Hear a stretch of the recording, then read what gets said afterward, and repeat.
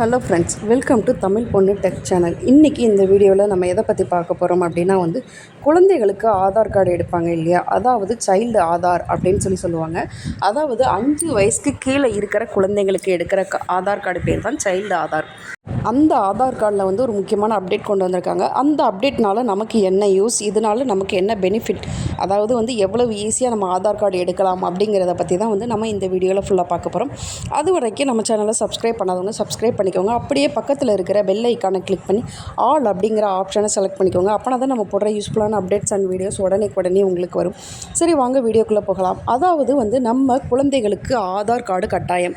அதாவது எதனால அப்படின்னா நம்ம ஒரு ஸ்கூலில் போய் சேர்க்குறோம் அப்படின்னா கம்பல்சரி என்ன கேட்பாங்க அப்படின்னா ஆதார் கார்டு அப்படின்னு கேட்பாங்க. அதே மாதிரி கவர்மெண்ட் சர்டிஃபிகேட் என்ன வாங்கினோம்னாலும் அந்த குழந்தைகளுக்கு நம்ம வாங்கும்போது ஆதார் கார்டு அப்படிங்கிறது கம்பல்சரி தேவை. இப்போ நம்ம ஒரு குழந்தைக்கு ஆதார் கார்டு எடுக்கிறோம் அப்படின்னா குழந்தையுடைய பேரண்ட்ஸ் ஆர் கார்டியன் 2 பேரில் யாராவது ஒருத்தருடைய ஆதார் கார்டு கம்பல்சரி கொண்டு போகணும்.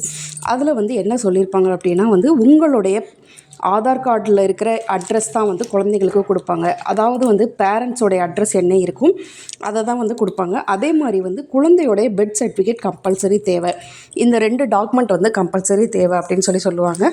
ஸோ இப்போ நீங்கள் குழந்தைக்கு ஆதார் கார்டு எடுக்கணும் அப்படின்னா நீங்கள் என்ரோல்மெண்ட் சென்டரில் போய்ட்டு குழந்தையோடைய பெர்த் சர்டிஃபிகேட் அதே மாதிரி பேரண்ட்ஸோடைய ஆதார் கார்டு 2யுமே எடுத்துகிட்டு போகணும்.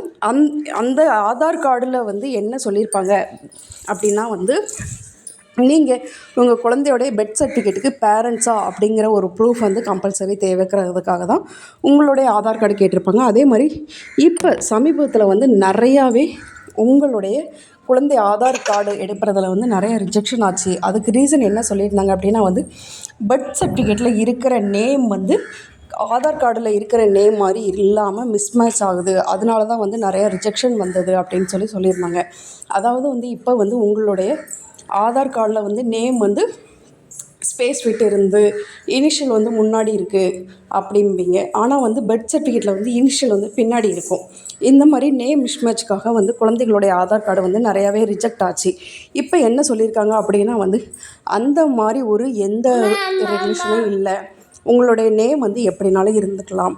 அதாவது ஃபார் எக்ஸாம்பிள் என் பேர் ஃபுல் லென்த்தாக வரும்.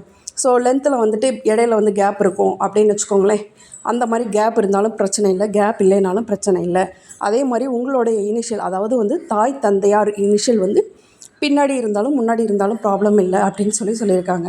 ஓகே, அதனால் நிறையாவே ரிஜெக்ஷன் வராமல் தடுக்கலாம். அதனால் குழந்தைகளுக்காக ஆதார் கார்டு எடுக்கிறது ரொம்பவே ஈஸியாக இருக்கும் அப்படின்னு சொல்லியிருக்காங்க. அதனால் நீங்கள் உங்களுடைய குழந்தைகள் ஆதாரை ஈஸியாக எடுக்கலாம். இனிமேல் ரிஜெக்ஷன் இல்லை, எங்கேயும் அலைய வேண்டாம் அப்படிங்கிற மாதிரி சொல்லியிருக்காங்க. ஓகே, இந்த வீடியோ உங்களுக்கு ரொம்ப யூஸ்ஃபுல்லாக இருக்கும்னு நினைக்கிறேன். நெக்ஸ்ட் ஒரு வீடியோவில் மீட் பண்ணலாம். Thank you, by.